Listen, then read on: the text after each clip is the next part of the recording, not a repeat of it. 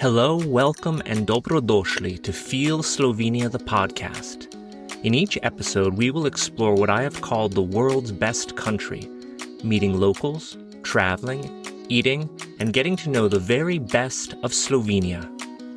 This podcast is written and hosted by me, Dr. Noah Charney, and is brought to you by the Slovenian Tourist Board.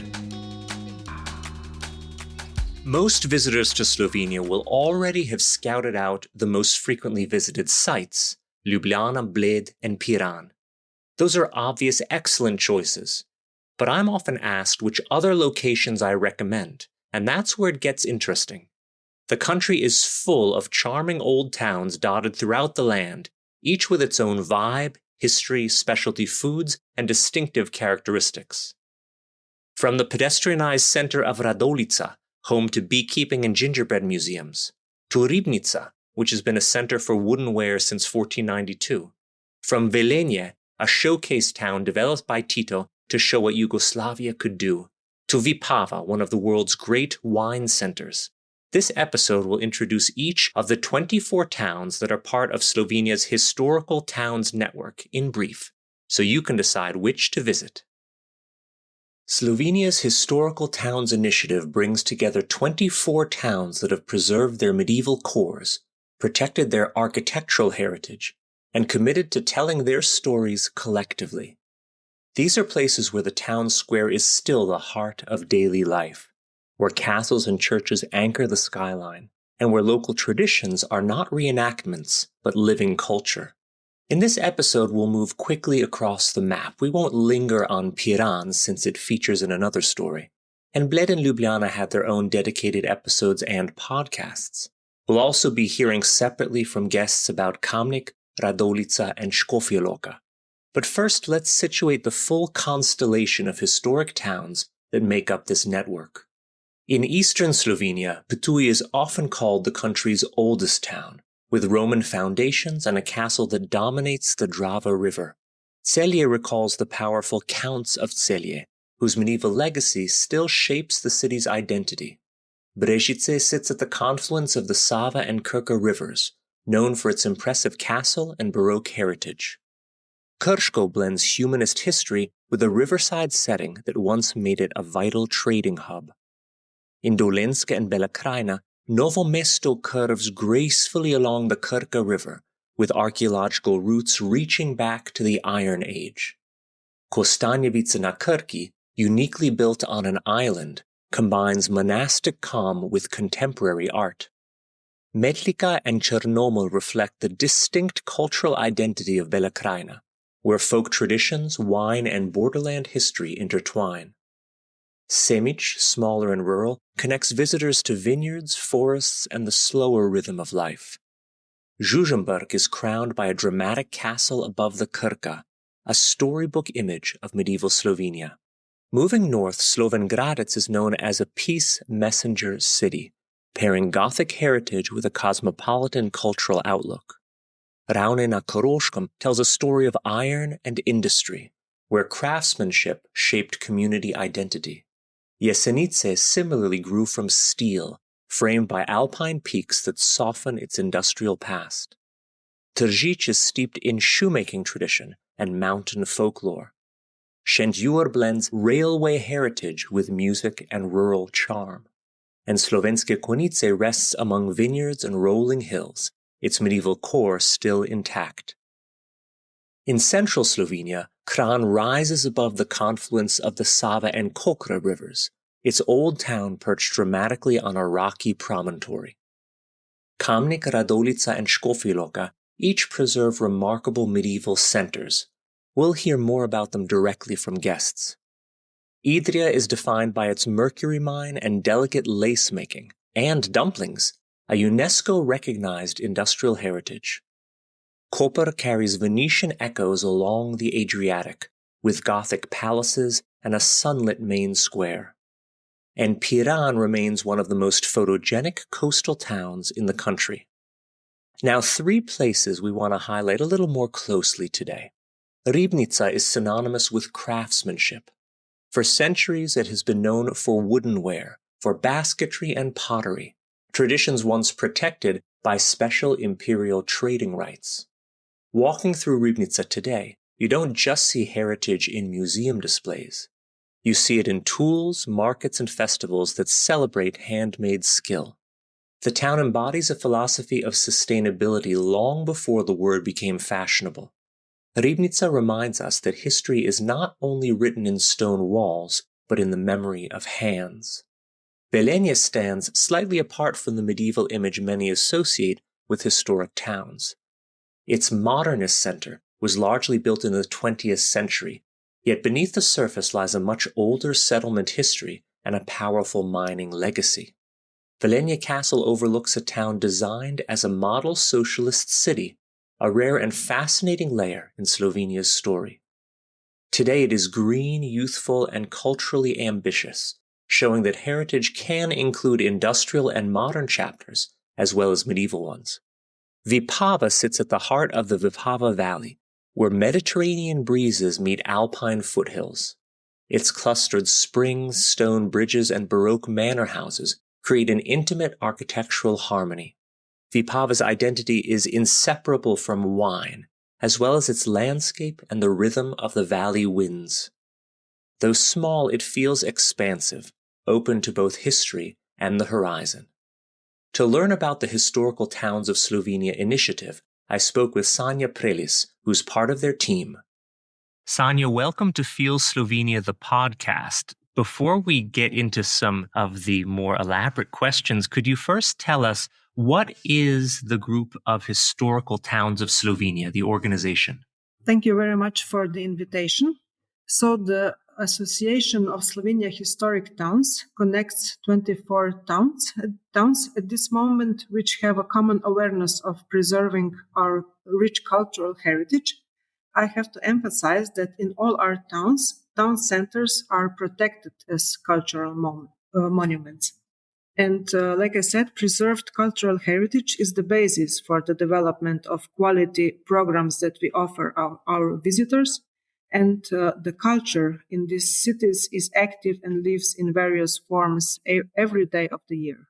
So your 24 towns are spread all across Slovenia. Could you name just a few in various regions so we can get a sense of what it all encompasses? Yes, of course. If I start in Upper Carniola in Gorenska region, there are, let's say, Radovljica, Jesenice, Tržič, Kranj, Škofja Loka, and so on. In this Primorska part and Idrija region, we can find Koper, Piran, and Idrija. Then in southern Slovenia, we have all three towns in Bela Krajina, Metlika, Semič, Črnomelj, then Novo Mesto, Kostanjevica, Brežice, and if I move to the eastern part, there we have Celje, Šentjur, Slovenske Konjice, Ptuj and Koroška, Ravne na Koroškem, and Slovenj Gradec, and some few more towns that I didn't mention right now. And 4 of them are UNESCO destinations, so they are protected for their cultural heritage status, is that right? Yes, that is correct. And we are very proud that 4 of our towns are listed on UNESCO heritage lists. One of them is Idrija, with its heritage of mercury. Idrija once had second biggest mercury mine in the world, and today, after 500 years of being a mine, now it's accessible as a museum. And 4 towns also wear the label of UNESCO Intangible Heritage. One of them is Škofja Loka, with Škofja Loka Passion Play, which will take place next year again, every 6 years. Then Ptuj with the traditional door-to-door rounds of Kurenti, which is the largest and the most traditional Slovenian carnival event. And one more connects Idrija and Škofja Loka, and this is the bobbin lace making in Slovenia. Bobbin lace making is a traditional craft which is passed down from generation to generation. And workshops and exhibitions can be found in both these towns. So with all of this wonderful cultural heritage intangible, we go to these historical towns to admire the architecture, to feel the history, to feel what it was like to be there hundreds of years ago. But there are also experiences that you can do that don't require that you're a local, but you could do as a tourist visiting them, whether they're cultural or culinary. Can you tell us some of the things that a tourist could do if they plan ahead a bit and get in touch with the Tourist Information Center that are cultural or culinary experiences they could sign up for when they visit some of these towns? Of course, our towns can be visited self-guided or with a local guide. And with the local guide, of course, you can find out most secret stories of those towns. Worth of visiting are for sure our beautiful castles, monasteries, and mysterious museums. And as a local, you can, of course, be a part of some experiences as workshops, either handicraft workshops or culinary workshops. For example, you can do potica baking or gingerbread baking in, let's say, in Škofja Loka. Then you can try to make Idrija lace in Idrija, or make some wooden vessels, let's say, in Ribnica, or try to make to decorate Eastern eggs in Metlika, and so on. What are the best ways for tourists who maybe don't speak Slovene to learn about these experiences and sign up for them? If you come as a tourist and you don't speak Slovene, that is, of course, not a problem, because in all of our tourist information centers, there are qualified people that speak at least English. And you can either go there and make appointment for a workshop, let's say, or for some of our workshops, you can also make a reservation from our website. So that's a great tip, that we can go directly to your website to make reservations for many of these, because for tourists, it'll be easiest to go to one place and then browse what's available and make reservations directly through it. So what is your website that they should go to? The website is zgodovinska-mesta.com, and there you can find several unique experiences in all 24 historical towns. So I'll include that in the show notes in case people are going to have trouble spelling that. I'm wondering if there's an itinerary that you would recommend to people. Maybe it's on your website, so that if I wanted to do a day trip, for example, if I stay in Ljubljana, I want to do a day trip where I'm visiting a couple historical towns, are there recommended routes that you would point tourists to, or where could we find itineraries? Of course, we also have some itineraries on our website, or we also have a map where you can see the geographical location of each of our towns. And we have also the itineraries that connect some towns, depends of the interests. Let's say if you want to visit the towns that are famous for their handicrafts, you have the itinerary for those towns to visit for, 4 or 5 days. But some guests also choose the specific geographic area that they would like to visit, and then go to, Slovenia and Istria, and there they explore the towns that are included in our association. And I would recommend people consider staying in some of these historic towns, because Slovenia is easy enough to navigate in terms of day trips from Ljubljana. And that's a benefit. But there's something special about staying in a smaller historical town, enjoying the nightlife, going to sleep there, waking up, seeing what it's like early in the morning, that you don't get at the same level if you're just doing day trips from Ljubljana. So while that's easy to do, I would recommend people also consider spending the night in one of the inns in these historical towns, especially when you're going a bit further afield, for example, to one of the regions like Koroška, or to Prekmurje, where it's longer than you'd want to go for a day trip from Ljubljana. Yes, of course. Our visitors can find various accommodation in all Slovenian regions, from some sympathetic private accommodations, B&Bs to 5-star country manors, to charming boutique hotels in city centers. So, Sonia, my last question for you, if you could, I'm going to put you on the spot a little bit. Could you name 3 of the historical towns that have a special meaning to you? I'm not going to ask you to pick favorites, because that's not fair, but that have a special meaning for you. And maybe I could have you recommend one thing in each of 3 of the historical towns that you would personally recommend because you have a positive association with them. Oh, that is a tough one, but I'll try. I would recommend Radovljica, because of its charm, because of its offer of culture and especially gastronomy. Then at the coast, I would suggest Piran. Climb to the Piran walls and admire the beauty, the view.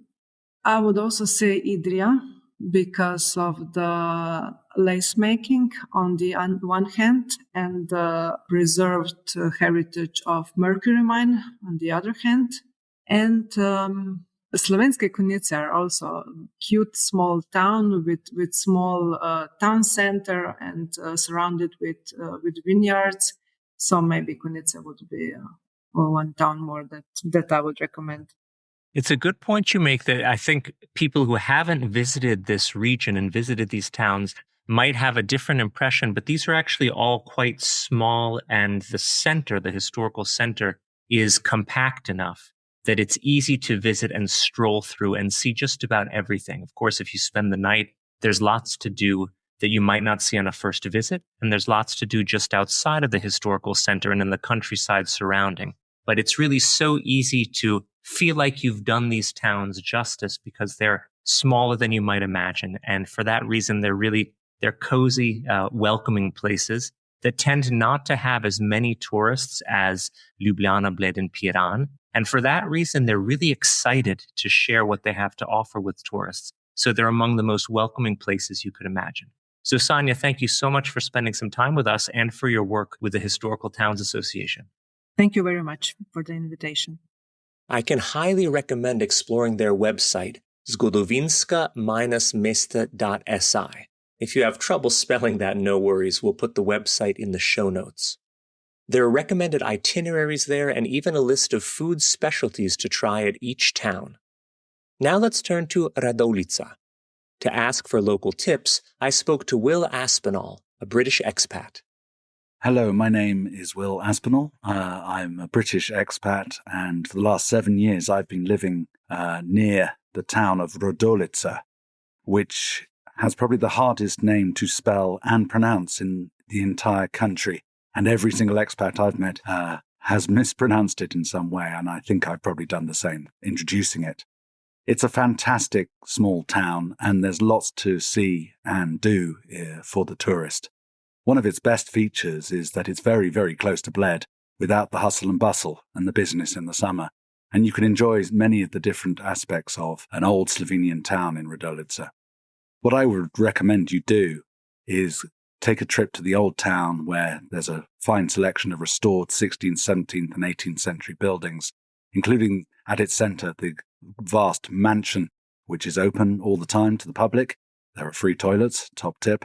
And there's also 2 museums on the first floor, one to the Municipality Museum and one to beekeeping, because Radovljica is the centre of Slovenian beekeeping. And in it, there are many fascinating objects and exhibits. The thing I like most are these tiny ornate little cages which held the queens as people travelling around the country with their bees brought with them so they could introduce them to new hives.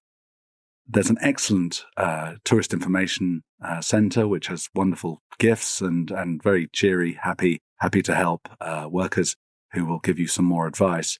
There's also excellent mapping with a terrific number of different trails which you can do on foot and by bicycle. And one of my favourite ones to really show off the town is taking a walk down past the railway station over Lansovo Bridge and then left along the rugged banks of the Sava, where you'll see Radovljica peeking through the trees with its mighty steeple of St. Peter poking through. And you really get an appreciation of the vantage point that Radovljica has over the Sava Valley. And as you keep walking, you'll return back onto the other bank via a wonderfully Indiana Jones-style cable bridge called Fuchsova Brr. And you go over that and up and up and up through the cemetery and through some wonderful fields and back into the town. So I would recommend that, but the mapping will give you lots of other potential excursions, including to an abandoned castle called Pushtigrad, which is also on that route. But again, get one of those maps from the tourist information. There's lots of fine food to have in Radovljica. It's a bit of a gourmet paradise, including its annual chocolate festival in April. It has a chocolate factory just on its outskirts, hence its billing as the sweetest town in Slovenia. Added to that, obviously, the beekeeping and the honey. So 3 restaurants I would recommend are Augustin, which serves traditional Slovenian food with wonderful views looking over that valley. Letza, which is, again, another traditional place, and you'll get live music there sometimes. You know, check cloth tables and waiters in traditional clothing, as well as its famous gingerbread museum and gingerbread making workshop in the basement. Another place is a bar called Schmeck's, a little bit further out of town, with Baffy's House of Pizza, which has some of the best sourdough pizza in the country, in my opinion. So Radovljica has a wonderfully restored old town, as it's called, but actually in the 18th century was a new town because it was extensively restored after a devastating fire in the 18th century, and what remains of the medieval bit can still be glimpsed. If you walk into the old town via going down into the old moat, you get this wonderful view of the medieval period. There's an old, very old barn, an old bit of strip farming, and it could look straight out of Bruegel. Slovenia was occupied during World War II, and if you're keen-eyed, you may spot some of the battlements that were constructed by the German occupying forces, one of which is now, amazingly, a chapel to a saint who was called Edith Stein. She was born a Jew, and she became a Catholic nun, and that's just behind the church. So that's also an interesting discussion. I talk about my hometown, Kamnik, a lot in this podcast, so I figured I'd let someone else tell you about it in this episode. This is Ane Ivanusha, director of Kamnik's Cultural Center. So what do I like about Kamnik? I think that Kamnik has a good balance of things. It is not too large. It is a medium-sized city, and at the same time is not too small. So there is things to do, culture-wise, entertainment-wise, and there are things to see. So I think it's a good balance between that. It feels urban, and it has a good industrial history, but at the same time, it is a good jumping off point to go into nature. As I said, what I think makes Kamnik distinct is exactly this balance. But if I had to point out certain points, I guess it would be the skyline with Mali Grad, because it is quite distinct, and I don't think another town in Slovenia maybe has such a distinct skyline that you exactly know which town it is by first glance. Then I think history is quite strong with the 2 monasteries, the Ursuline and the Franciscan monastery, with all of the 10,000 printed books from before the 18th century, and the chapel designed by Jože Plečnik. So I think this cultural aspect is really important in Kamnik. As to what would I recommend for a tourist to do if they spend one day in Kamnik, I'm going to go with a bit of a cop-out here, but I really think that if at all possible, one should visit Kamnik during one of the festivals. Either this is Kamfest, either this is Days of National Costumes and Clothing Heritage, or maybe just check if there is some event going on in Kamnik on the day you want to visit, because it really brings out the best in town when there's a lot of people in it. Maybe it's just a cool petek, maybe it's just an event with food and some music playing. But when people are out and about, it really adds to the town itself. Otherwise, if that is not possible, I would recommend to visit both of the monasteries just to see them. Maybe go somewhere in the nature, perhaps Velika Planina. If you don't have time for Velika Planina, do the trek up the Stari Grad, the old castle. So a quick sightseeing tour. But otherwise, I really encourage to visit the festivals or events. As to what other historical town I would recommend, I am from the eastern part of Slovenia, so the answer for me is quite obvious. I would say Ptuj is the next destination for someone that's interested in historical towns. Every few years, the historic town of Škofja Loka becomes the stage for one of Europe's oldest and most extraordinary living traditions, the Škofja Loka Passion Play. Rooted in a centuries-old manuscript and brought to life by hundreds of local performers, this Passion Play is a dramatic retelling of the last days of Christ, performed in outdoor settings throughout the town. It's not a brief performance in a single hall. It's an immersive journey that unfolds across squares, courtyards, and streets, inviting audiences to walk with the story as it moves from scene to scene. This year, performances are scheduled through March and April. That's March and April 2026, giving visitors a rare chance to witness a piece of cultural heritage that blends deep devotion with community creativity. Costumes, music, and staging draw from centuries of tradition, yet the experience feels intimate, immediate, and alive. If you're planning to visit Slovenia in the spring, the Škofja Loka Passion Play is more than a show. It's a moment in time that connects you directly with the rhythms of history and the heart of a town that keeps its stories vividly alive. It's also culturally important, part of UNESCO's list of intangible cultural heritage. My last guest for this episode is Brother Juri Strauss, a Capuchin monk who lives in Škofja Loka and is producing the play. Hello to everyone. God bless you. And we are speaking from a small Slovenian city, Škofja Loka. They say our city has its own beautiful spirit, and we have a beautiful old part. So people would like to come here.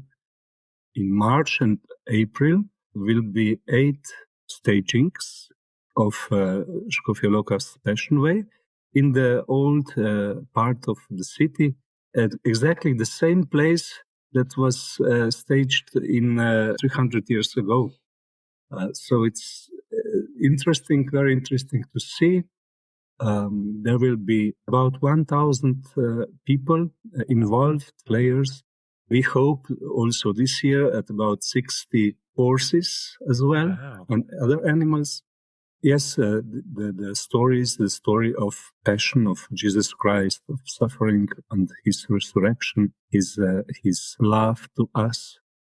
Father Roman Marušić wrote this play 300 years ago, and he simply asked, one village, you would be responsible for crucifixion of Christ. This village, you will be responsible for Last Supper, and so on and so on. And he asked people from villages here around and also from the city of Škofja Loka as well, naturally, and they prepared their part of play. So it's the same nowadays. And in one staging, each village would play 4 times on the main square and also on the other 3 parts of old parts of Škofja Loka. And how do you decide who gets to play Jesus? This must be a much desired role. The best one. Taken together, these towns are far more than a list on a website. They are an invitation to slow down, to follow cobbled streets instead of highways, to let church towers and castle walls set the pace of your days. Now, if you could design a journey from one historic town to the next, driving across the country in easy scenic stretches, that would be great, and you could stay a night or 2 in each place. Wake up in a medieval square, have coffee beneath arcaded facades, spend the afternoon in a castle or local museum, then move on to the next story, just an hour or so away. The distances are short. The atmosphere changes quickly. The experience feels both intimate and expansive. Or you could take advantage of how beautifully compact Slovenia is. Base yourself in one town, perhaps one that immediately captures your imagination, and from there make day trips in every direction. Within an hour or at the most 2, you can find yourself in a completely different landscape, architectural style, or historical chapter. Then return in the evening to the comfort of your chosen home base. Hvala and thank you for listening to Feel Slovenia the podcast. This podcast is brought to you by the Slovenian Tourist Board and was written and presented by Dr. Noah Charney. Please subscribe to get each new episode and tell all of your friends interested in travel and all things Slovenia. If you'd like to learn more, visit slovenia.info. For more information, you're welcome to follow our social media channels. Feel Slovenia on Instagram, Facebook, Twitter, Pinterest, LinkedIn, YouTube, and TripAdvisor.